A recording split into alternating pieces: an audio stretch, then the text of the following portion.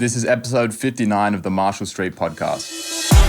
You're listening to the Marshall Street Podcast, the home of music industry know-how that will give you the skills to take your career to the next level. Here are your hosts, Bennett Ferguson and Stu Watts. Welcome back, everybody. Episode 59 of the Marshall Street Podcast, and we are joined by a guest today, Stewie. Yes, we are. SHAEMUS. SHAEMUS from Hello. EXUDE Group. Thank you very much for having me. No, thank you for joining us. Yeah. It is a pleasure to have you in the building, as always. It's been a minute. Now, before we get into the nitty-gritty with you, as we say on all the podcasts, if you like the information that we're putting out here, make sure to share it with a friend. You can now subscribe to podcasts, or you can rate podcasts on Spotify, Yep. So give us a rating, share it with a friend. If you know someone who's looking to get into the industry and you think this information is useful to them, let them know about it. That's how we can get this podcast out to more people. So let's get straight into it, Stewie. Let's get started, mate. Tell us a bit about your background, how you got to where you are. So I'm 22 right now. I started in the industry when I was 18. Pretty much straight out of school, I jumped into it. My uncle manages a lot of bands. I think I've told you boys this before. And I went to a lot of his shows. So that's sort of how I found the industry, I guess. Well, for people that don't know who that is, who is that? John Watson. So he managed Silverchair from early days, Midnight Oil, Cold Chisel, all of those epic bands. And he was a machine. Presets. He's a machine. He's some pretty big names on the roster there. Yeah. He's pretty full on. Can I just say, I didn't realize you were 22. Yeah, 22. Damn, man. Yeah. Wish I'd done these things when I was 22. We're getting there. But yeah, basically I started managing a couple bands locally. That was sort of like my entryway into it. I didn't know what backline meant. I didn't know what a run sheet was. I had no idea what any of these, terminologies were. So I sort of learned as I went. Made a lot of mistakes. I think the last time we talked, 10 years is probably a realistic amount of time to get really good at something. And I'm a firm believer in that. I'm 5 years in right now, so I'm sort of still a rookie, I guess.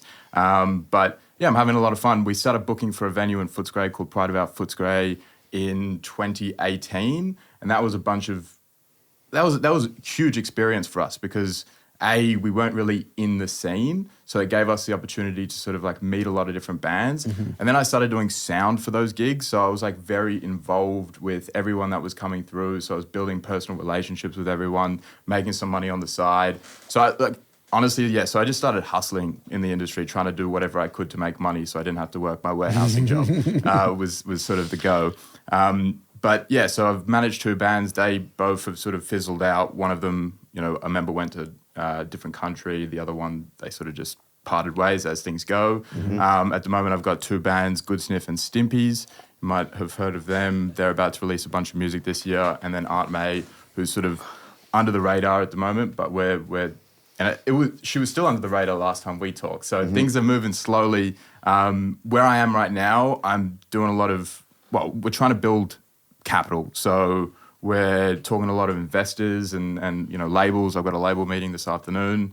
And yeah, we're just trying to really cement ourselves in the industry. And obviously to make money, you need money. So, and it's hard to come by money right now in the industry. So yeah, we're sort of dipping our toes outside of, our realm of things, I guess. Traditional. Yeah, exactly right. So income. just to touch on that as well, if you don't mind, it's like this specific investor that I'm talking about, a bit of a backstory. I went to school with him in year 9. He got hit by a truck, right? His entire right leg got degloved. Yeah, so that's no fat, no skin, no nothing on the leg, right? Oh, that is brutal. He's a legend. It took him like a year and a half of recovery of to get those sort of motor skills back, and they graft off his. So just to give you I'm not trying to get investment of family or friends, not family. I'm not trying to get investment of people like labels and stuff like that. We're trying to make things as independent as possible so we can keep the IP, we can keep all of that sort of stuff. We're trying to find investors that aren't just trying to make a quick buck, are in it for the long haul. Yeah. So yeah, that's sort of where I am right now. I'm based at the Westwood, which is the old Reverence. We're upstairs. That's where our office is. And yeah, we're just sort of hustling. Love it. At the moment, I've got two people in my team, Anthony and Lockie. And I should also say, if you're trying to get in the industry, find people who complement your weaknesses, right? Because I'm shit at a lot of things, but I'm also good at some things. Aren't we all? You know what I mean? So it's like Anthony and Lockie really complement my weaknesses. So Awesome. I'm just on a ramble here, but yeah, that I think that's one of the strongest things for me is like I can't do everything on my own. So having these people around me is crucial to me.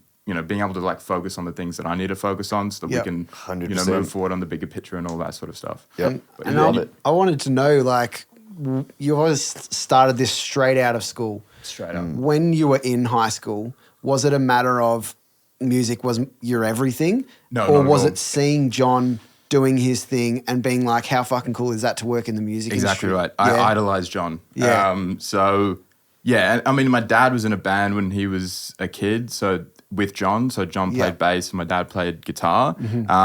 And I sort of, like I always loved music. Like back in Townsville where I was born, we had this like record player and I was always blasting music way too loud. Like, all the neighbors would always get pissed off and all that. The chickens would start, screaming and all that sort of shit. So, I always loved music, but I had no idea that it could be a full-time job and actually be something that I'd be really interested in. And I think the main reason why I'm so interested in it is because there's so much to learn.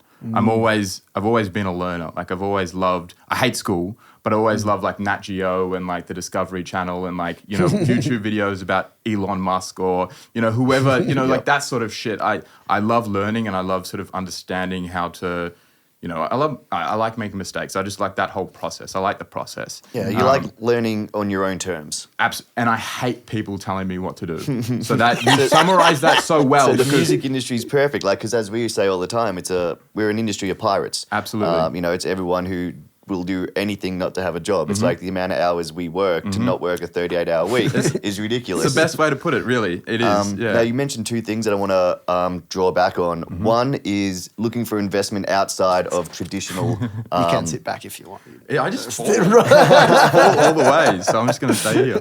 Looking for investment outside of traditional, income streams. Most of the times when people think about getting capital for music, they go major labels. But again, what comes with that is major labels look for major label shit. And their downfall is that, if you're not putting out hits or even if the A&Rs don't agree with the sound you're making, they're going to shelve you. You're not going to get the support from the back end. You're not going to get put on the tours that they're fully capable of putting you on purely because major labels have their KPIs and their major label shit that they look for. Yeah. And I think we're definitely drifting away from them having the stronghold in the industry that they used to because people are realizing, one, the internet has opened so many more opportunities in terms of generating revenue for yourself. Yeah. Like, there are female artists who run up a huge bag on OnlyFans. There is other ways to make money to fund your art in the early stages before you get that money coming back in without signing over your back catalog and, your essentially career to a major label. So it's awesome to hear someone young coming up, not falling into that cookie cutter mold that a lot of people, I guess, the trap that they fall into. It's going on a label and getting some sort of investment from a label is so much easier. Like we are struggling right now to it's not easy to find investment outside of those sort of labels. They already have it, obviously. They have the infrastructure. They have their sort of formats on how they do things. And they do it pretty well. But look, they all have their agendas, and especially artists that are very niche and have a very sort of out there personality. I feel like it's a lot more. It's challenging going for a label when you don't fit the norm. Let's call a spade a spade. Fucking these days, A&Rs, I have not seen a person of color or minority be an A&R in a major label, and yet they're dictating the sound that is coming from fucking the streets. There's a complete mismatch in that. And that's where you see people who take a big advance and sign away creative control, and their biggest hits were before they signed to the major. Because all of a sudden now they've got to tell a fucking 40-year-old white person and justify their music to this dude who has no idea about the culture it's coming from. Absolutely. I think Russ, you guys know Russ, he's for me, he's sort of opened my eyes when it comes to all of that stuff the most, more than John. Like John has obviously said to me, he's in a different world, but he said to me, like, build your leverage before you go to a label. You can always sell your songs to labels once they get to a certain size and you can make a bag off that, whatever you want to do. But, building the leverage is crucial because if you don't have leverage, then you're just going to get rorted. Yeah, 100%. And yeah, it's like any business deal. If you're asking for someone else to pay for everything that you do and you've got no credibility or no leverage in that conversation, you are going to get reamed. It's like no matter what industry, if you want someone else to pay for your shit, they're always going to want control.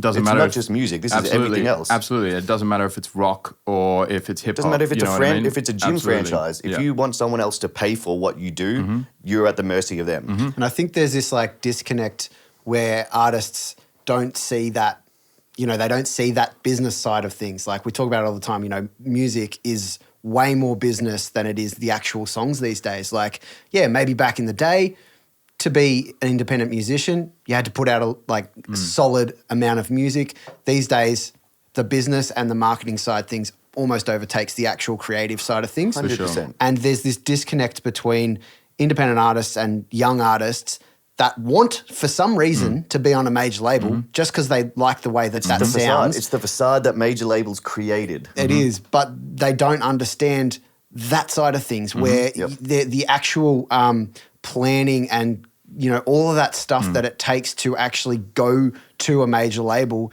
or have them come to you and you know how to respond. What do you want out of it? You know, is it purely money? Is it their black book? Is it like, you know, is it a tour? Is it all that? You have to know all of these different aspects before you even think about a major. And otherwise, it's ridiculous. So otherwise, you're going to there be is signing that on their huge, terms. there's that huge disconnect, and it's really important that they have someone on their team. Yeah. If it's not them, that's totally fine. If you're the artist and you're like, fuck all that stuff, it's really overwhelming, I don't understand it, that's totally fine. But you need someone that does know that and can look out for you. For sure. There's a lot of naivety there with that disconnect. Like, it's like a 0 to 100. We're going to be overnight success, you know, tomorrow if we sign to this label. Well, it's like sorry to jump in there. It's like we said with Bassie a few podcasts ago. It's like when they signed to Hopeless, there's this image, and especially everyone growing up, ultimately, you know, we're chasing a dream that started from us watching music videos and idolizing people on stage. And you think, oh man, once I sign this deal, sweet, give me the keys to the mansion. I fucking made it, you know. But it doesn't go down that way. And it's only when you start, okay, fuck, let's upskill in my knowledge, and I need to go through some skills. I need to get more skills, some experience to know what I'm dealing with here. Absolutely. And I should also mention as well, like with that investment, as it relates to us, it's Vanessa, Aunt May. We're getting these projects done at an incredibly discounted rate. Like we've built relationships around the community, whether it be Young Marta Seaton, who's doing our marketing end of things, whether it's Braden Fun Films doing the video, music video end of things, myself, my team, like we're all working for free. No one is asking for a cent, which I don't expect anyone to do. Obviously, this is a very individual, you know, specific circumstance, you know what I mean? But it's like, you know, hustle for 4 or 5 years, build those relationships, find that team, then look for some investment, which you're going to need substantially less at this point because you know you're saving on all of these different networks. Exactly right, and you know, and then sort of like, you know, squeeze the most out of that as you possibly can, rather than just going, I need $100,000 from X, and you know you're going to need to pay it back, and then not only that, because when you ask for a major label for that, what's the first thing they do is put you in their studios with their writers, and they charge you major label fucking prices. Like, do you know how quick it is for a major to burn through $25,000 on a record? Yeah, exactly. And then do you know how hard it is for you as a band to recoup that $25K for them? It's a trap. But I want to touch back on something else before we get too far into that. You said you did this straight out of high school, which is awesome. Starting when you're 18, you know, you obviously got into this, you know, pretty young, and even now as a 22-year-old have a great head on your shoulders and have done a lot of things and been through a lot of experiences that most 22-year-olds in the industry wouldn't have done. We see a lot of people that age come through and just be almost stuck and roadblocked in terms of how do I do it? How do I network? How do I meet people? Like the questions that I guess when you are 10 years into it seem easy to answer. How did you start that process at 18? What was your thought process? What did you actually start actioning? Yeah, this might be a bit cringe, but it's like I really love this quote. I'm going to butcher it, but it's like, someone's on a horse in a forest. I'm butchering this. So Go for it. Do it. But it's like the person on the horse asks the horse, is like, I can't see my way forward. Where do I go? And then the horse replies, can you see your next step? And he goes, yes, then take it. You know what I mean? It's like, you might not be able to see the full fucking, road out of the forest, but like, if you can see that first step and you can make those incremental changes or those incremental sort of, movements, it's like, that is going to contribute massively in your career long term. And it's like, you're going to make the mistakes. So walk into the wall. You know what I mean? Like, once you walk in the wall, realize there's a wall there and, you know, like, fucking pivot away. You know what I mean? Like, that's the way I see it. And it's like... And not only that, once you walk into that wall, you realize it's not the end of the world. Yeah. A lot of people are so scared of, man, what if it goes wrong? Oh, well. Honestly, the biggest things that I've learned, this will keep you safe if you're wanting to be a manager in the industry, communication with your artists. Like, over communicate. Like, make sure everything is ridiculously clear, especially when it comes to finances. And then obviously base everything off ethical decisions. Like, in my contract with Vanessa, it states that I'm doing everything on her best behalf. You know what I mean? And I live by that. And that if I didn't, then obviously, you know, we wouldn't have a contract and all that sort of stuff. So it's like, as long as you live by those things where it's like really over communicate and make sure that you're doing things ethically and, you know, touching base, doing things as well.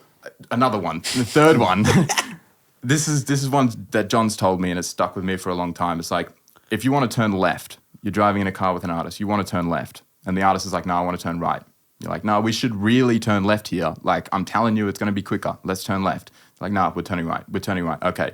We're turning right with everything. Like, my whole team is turning right. We're turning right and we're going to hit it.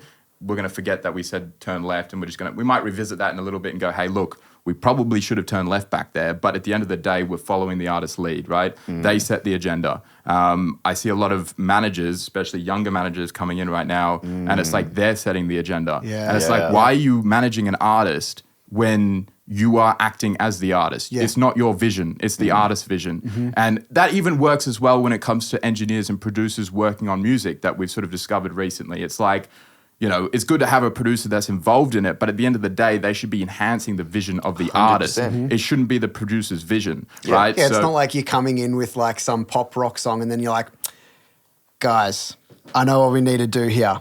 Trance. Exactly right. It's like, and what? no, but people do that. Fucking oath It's like, you know, and as a manager, it's my job to make sure that these artists are, whether it be in the studio, whether it be at the shows, whether it be with the booking agent, whoever it is, it's like the vision of the artist is being represented at its full form and, you know, there's no compromises. That as long as you're covering those sort of bases, I feel like as a manager, you're fucking sweet. You're all good. And you need to hustle, you need to work, all that sort of stuff. I think the other thing I'll add in that is just transparency. Because at the end of the day, if you're making the moves you make, if you're fully transparent about having the artist's best intentions at heart, 9.5 times out of 10, you can fuck something up and they're not going to get mad at you. Absolutely because right. you're like, hey man, you've shown you're working out, you're completely transparent. You're like, I thought this was I turned right because this is all the information I had leading up to it. So I turned right thinking that, and if it didn't go that way, hey, it's a learning curve. And you should be able to go through that together as a team. Accountability as well. It's like, if you mess up with something, then you fucking put your hand up and you fucking own that shit and you speak it out. The other thing with that as well is that there's not one way to get to somewhere. Correct. And there's like in any creative field, there's more than one way to skin a cat. Everyone has their own unique journey. The three of us sitting here have had our own unique journeys to get to where we are, and we will still continue on our own unique journey. We're still going to achieve things we want to achieve. There is no right or wrong. Like, that's humans putting internal, this. Absolutely. Yeah. Now, let's start moving forward. So you currently manage acts, as we've seen, you also book bands. I guess in speaking with John, what, is this something you talk about, the difference in, say, managing a band now than 15, 20 years ago? Obviously, income streams have changed hugely in the music industry. How do you see, I guess, management continuing on? And as well as that, even booking bands for venues, how has that changed even while you've been involved? Well, we sort of like, it's weird right now because it's COVID times. Well, true, You know what I mean? So that puts a bit of a spanner in it. But in terms of management, how it's changed, I think, it changes daily. Like, being a manager in the industry is like, you're constantly having to check the new sort of formats of social media. So whether it be TikTok or marketing on, Instagram and all that sort of stuff, you have to stay very present with technology, with, what's popping, like, in terms of trends. That's I mean, I feel like that's the biggest thing when it comes to marketing. I mean, look, a manager wears so many hats, so it's so fucking broad. Like, it is ridiculous how broad it is. But in terms of the changes, I think it's definitely less gate kept. Like, that's something that John's pushed a lot. there's less opportunity for gatekeeping as well, obviously, with labels not having full control, less control. But yeah, I mean, not crazy. Even in the income, I feel like there's less income available to management these days. Yeah, but I think John would say that's for the best. John would say back in the day, even though he'd call them the good old days, he'd say that it was a bit of a scam back in the day. You know what I mean? Like, not scam, but it's like artists were definitely not aware of a lot of the things that were going on. That they were paying for. Exactly right. And I think John has always taken a net deal with all of his artists. He's never taken a gross deal. And even back in the day, it was Can you explain those terms? Yeah, so a gross deal would be not taking any overheads, not contributing any overheads into the bottom line, right? Yeah. So basically you take your 20% off the total amount rather than net is when after expenses and everything's paid, you take your 20% off the lower amount. Exactly right. But again, net gets tricky because there's a lot of different things that artists will try and put in the contract to cover, as, overheads. So there's above and below the line. So your AV costs, your tour management costs, your, booking fee, like all merch, all of that sort of stuff, they'll try and push, above or below the line. But yeah, that's basically that. And I think John has always taken net deals. He's always been extremely ethical, and I think that's why he's cemented himself in the industry like he has. So yeah, I'd say that's probably the biggest change in artist income is the sort of it's more. It's actually frowned upon now to take a gross deal. If you take a gross deal as a manager, people are like, oh, that's a bit sketchy. Oh, the other thing is as well, something that John's really made clear to me is don't double dip. Yeah. Don't double dip whatsoever. So if you're, how we're starting this entity for the label that's going to be funded by my friend, it's like, I'm not going to take a percentage in that. I'm not going to take a cut from that.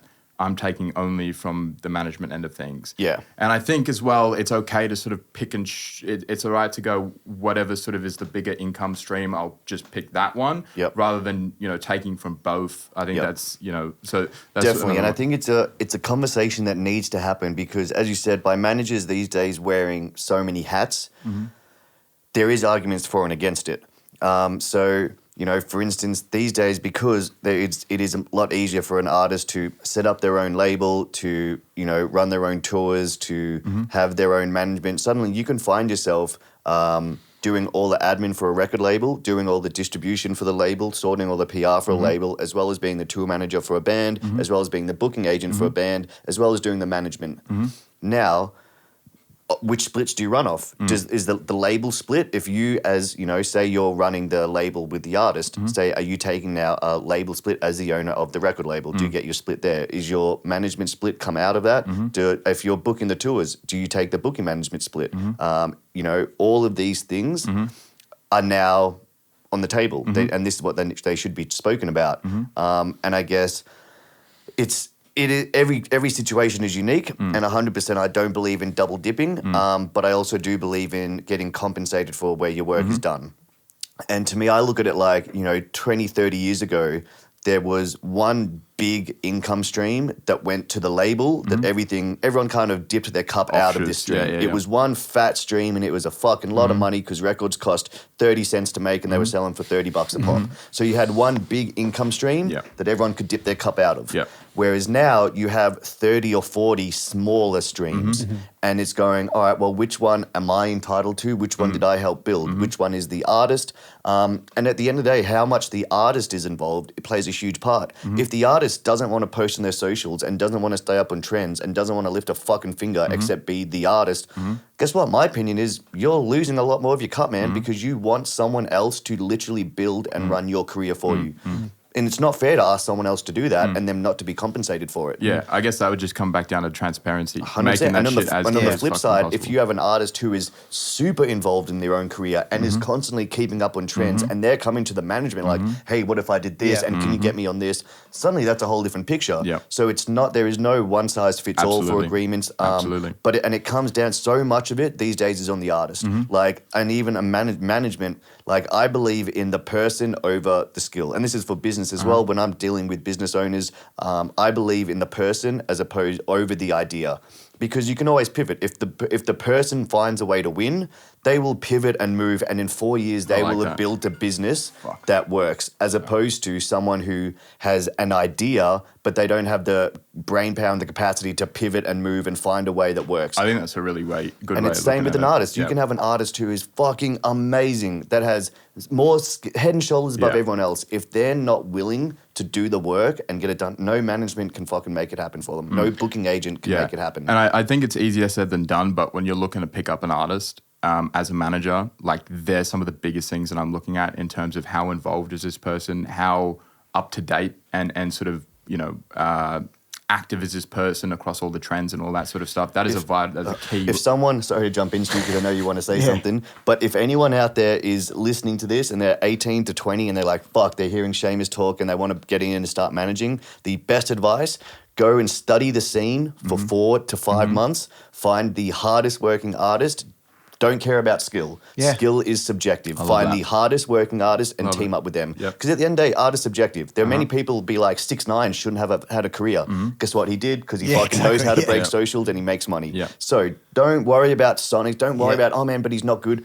Good is irrelevant. Find someone who's going to fucking work their balls off to chase Passionate. a dream and to hunt it down. Absolutely.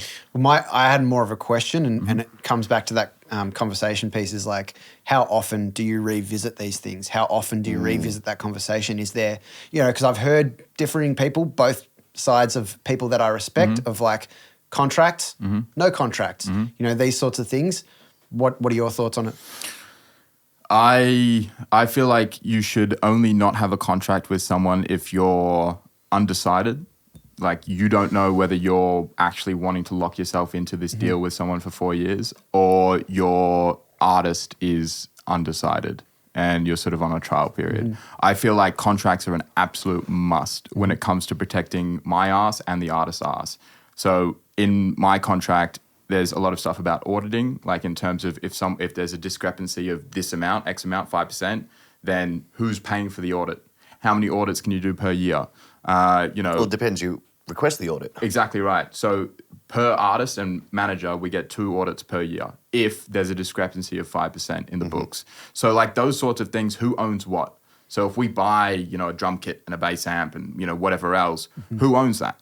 Like there needs to be some sort of, receipt or record of like, how does, so all of those assets and There needs to be a paper trail. there needs to be, especially for a manager. Like I work my dick off. Like I hustle, and I'm sure a lot of people do. But if I hustled without the idea that I have that security of this piece of paper that locks me in for 4 years, and then I get residual for another 4 years after that, so I'm set for 8 years if I work my ass off. It's like without that, I would be too concerned with. And as well, the music industry is so fucking snaky. The industry is so fucking snaky. Yep. Like I've met some A&R people and they've given me some suggestions where it's like, what are your true intentions here? Like, are you trying to spoil this relationship that I have with this artist with you trying to, push your agenda with seriously, I go off the motto of like, the artist and myself need to be literally conjoined. Like we need to be like together. Obviously, given space, like, it has to be complete trust. Yeah, and with anything, like whether it be a relationship with your missus or whoever, it's like you're not going to overshadow them at a party or something and constantly stick by them and make sure they're not talking to it. You're going to let them do whatever they want to do, and you're not going to be a bad odor in that sense. But so there's a lot of like politics in it and all that sort of stuff. And yeah, the music industry's to answer your question, music industry's too snaky not to have contracts. And how often are those sorts of conversations revisited? With like in terms of like renegotiation? agreements, like like you were talking about, how much someone does, how much someone works in relation to social media or like ideas and things like that. How often are those? Yeah, will you have like a quarterly sit down with artists? It's usually at the moment with COVID, it's been like per year at the end of the year. So early in January, I had to sit down with all of my artists. We went through all of the sort of positive things of last year and all of the negative things of last year. things that we need to work on, set goals for this year, like all of that sort of stuff. Run them through the roadmap. Are we happy with this? I sort of act like the label in that sense, where I'm like, I want a single here, I want a single here, and I sort of map it all out. So yeah, I mean, like it is revisited to a degree, but I don't think more like a constant conversation. Like a daily conversation. Like, you know, I'll be like, oh, we need a post today, and I'll get them to write up the caption, and we'll pick the photo like that. I mean, like I think as well, it's like, yeah, I would never pick up an artist if I didn't think that they weren't ridiculously invested into it. Now here's a question for you as well. There's a very contentious debate about bands thinking they need managers. And we've all got ideas on that, but how soon do you recommend that a band gets a manager? Until things become unmanageable? You know what I mean? Like it is an absolute priority that all bands get experience working as self-managed bands. If you understand the ins and outs of the process in terms of how invoicing works, how gigs work, you know, the splits and all of that sort of stuff, the chance that you're going to get fucked over is much lower. 100%. You've got to know, you've got to be aware of these things before you handball it off to someone else. Otherwise, you are leaving yourself so vulnerable. So I guess I'll pull at each side of this conversation here. And even that, I want to come back because I managed a lot earlier on with no contracts, and I'll talk about that. But so when a band needs management, there's basically two ways to think about this. The first way is, sorry band, but until you're making money, 20% of nothing is still nothing. How do you as a band expect someone else to care about your project, your piece of art, so much for them to dedicate their time and their life to it if you can't afford to pay them? So for one, there's that conversation. You know, it is, and I believe this in all industries, it is unrealistic and ridiculous to get someone else to work for your company for free. You know, whether that's an unpaid internship, that's all horseshit in my opinion. You know, asking someone to come and work and build your vision for free. Unless you find a young 18, 19-year-old kid who is just willing to learn. That is the only exception to that scenario. But I agree with you. So now let's go down that path. Then that person's doing it for experience. You don't have the best manager. You probably have someone who doesn't really know a lot. So are you now getting this management band because you just want someone there, or do you want someone to take you to the next level? Because these are two different arguments. Absolutely. But then it's knowing the decisions you make. So again, if you're in that position in a band where you're going, hey man, everyone in the band is working so fucking hard and we've got no money coming in, first thing I'd go is sit down and let's talk about the roles that each person in the band's doing. Can they be done more efficiently? Because clearly something's not in alignment. Then you go, okay, well let's do the uncomfortable thing as a band and let's get a fucking spreadsheet and let's look at money. How much did we spend on gear in the last 12 months? How much did we spend on touring? How much did we make from shows and how much did we make from merch? Let's get a clear idea of the financials.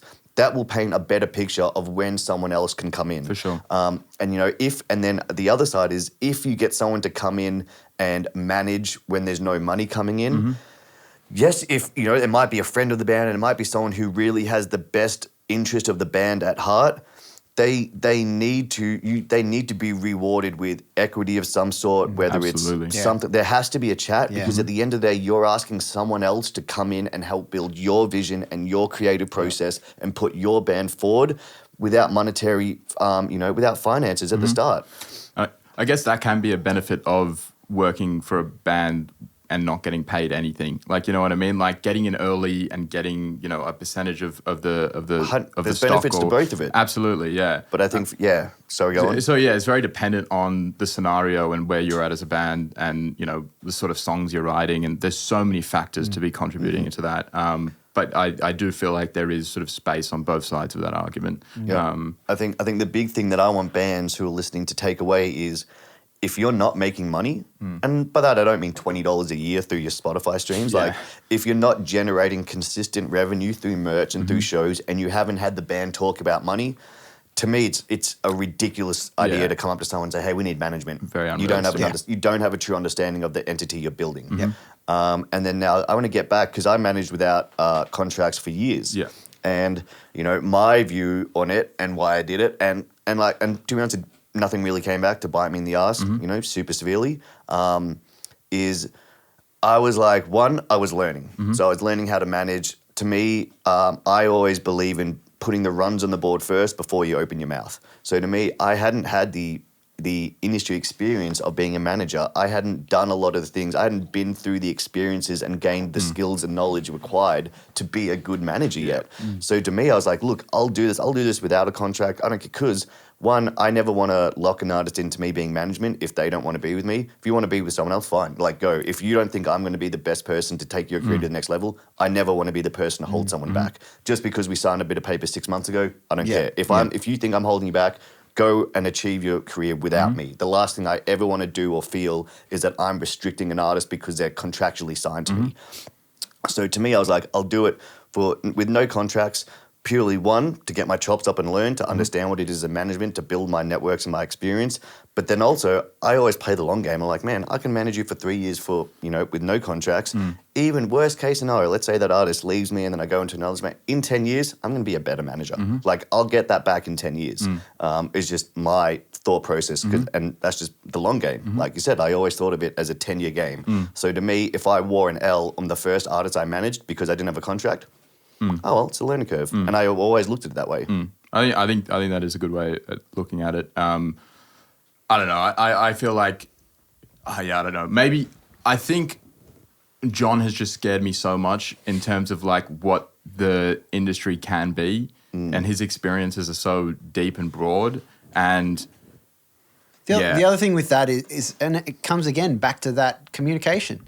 It's like, exactly if your communication is really strong with this person and you trust each other and you're on a good working term, then a contract won't feel heavy necessarily. Absolutely. And so, obviously it's different for every single scenario. There's no one way. There's no one answer. Like I said, I've heard people on both sides that I respect quite a lot, and I don't think any way is necessarily better. Absolutely. And that's really important to remember. 100%. In the music industry, if you are telling someone that this is the way to do stop listening to that person. The best They're way not to giving be you wrong. good advice. The best way to be wrong is to be certain about something. Absolutely. But and so I had a thought there and completely drifted my mind. I would say as well, like in terms of my contract, we can, if we both write written sort of like letters to part ways, we can part ways at any point in the contract. Obviously, we both have to agree on that. And I align with you when you say like, if I'm not fitting, because managers are it's not one size fits all. Managers will fill different voids in every single different scenario. Every manager does different stuff for every different artist. bands. Exactly right. So exactly. So each band of mine, each artist of mine is a different process. It's a different system. So just to touch on that as well, even like if it got to that point where I was like, we're just banging heads and things aren't going in the right direction, we're not aligned, it would definitely be look, I don't want to restrict you. I don't want to hold you back. Like, you go do your thing. So yeah. And it's selfish to think that it's because of that, it's the other person's fault or it's the band's fault or something like that. Like, Like even as you're saying there, if the communication's well and you're transparent and you genuinely have their best interests at heart, look, 9 times out of 10, they're not going to leave you because why would they? It's kind of like how I look at employees. It's like most employees think that, most business owners think their employees work for them, when really it's in reverse. Like the business owner works for the employee. It's kind of the motto. It's like you should treat your employees like they could leave tomorrow. And they usually won't. Absolutely. Like if your mindset is, holy shit, these people can leave me tomorrow. I need to make this environment so good for them. Yeah, it fuels you. Then why would they leave tomorrow? No, exactly right. Yeah, no, I feel like, I mean, I wouldn't recommend a contract to someone who's it took me 2 years to sign a contract with Vanessa, just to preface that. So, and I don't have any contracts with anyone else. It's just with Aunt May. So, it is a process getting a contract, and you want to make sure that it all works. And it costs money, man. You have to get lawyers involved. Like these things, it's not like, hey, let me just write up a contract. And you need it most of the time. Like if you're just starting out, hey, I'd go out and say it. If you've been in the industry for under 4 years, you don't know everything in a contract. Like you do not know what those 12 or 30 pages has in the details. You just don't. You haven't been around it.